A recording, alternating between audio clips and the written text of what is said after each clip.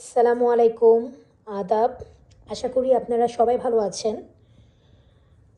নিউট্রিশনের ক্ষেত্রে আমাদের দেশে ম্যাক্সিমাম ক্ষেত্রে দেখা যায় যেটা যে 80% মানুষই আপনার ম্যাক্সিমাম ক্ষেত্রে কার্বোহাইড্রেট বা ফ্যাট জাতীয় খাবার দাবারই বেশি খেয়ে ফেলে।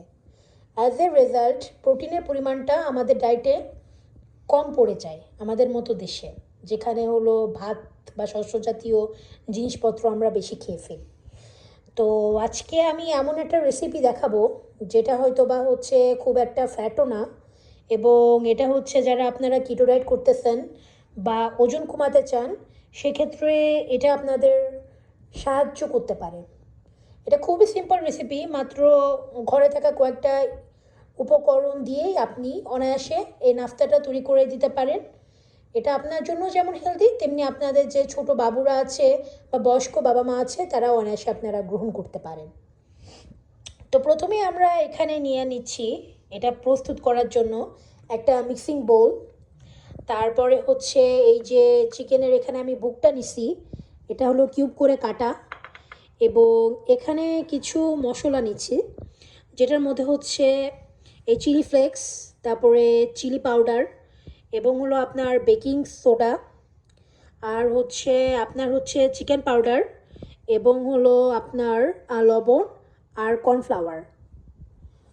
এবং আমি মেনলি এটা হচ্ছে এয়ার ফ্রায়ারে করব, এবং একটা হচ্ছে মিক্সার লাগবে। আপনারা চাইলে এটা হচ্ছে কিমা দিয়েও করতে পারেন, ওটাতে কোনো সমস্যা নাই। এবং হচ্ছে একটা হ্যামার লাগবে, এই আর কি। এবার মিক্সারে হচ্ছে আমি চিকেনের বুকগুলা দিলাম।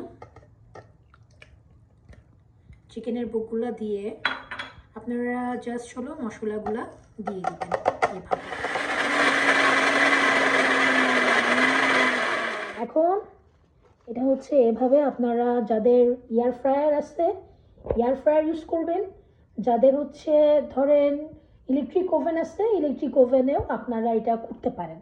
আমার আপাতত হচ্ছে এয়ার ফ্রায়ারটাই বেছে নিচ্ছি, যেহেতু এয়ার ফ্রায়ারটাই অলওয়েজ এইসব স্ন্যাক্সের ক্ষেত্রে আমি ইউজ করি, বাট আপনারা চাইলে ইলেকট্রিক ওভেনও ইউজ করতে পারেন।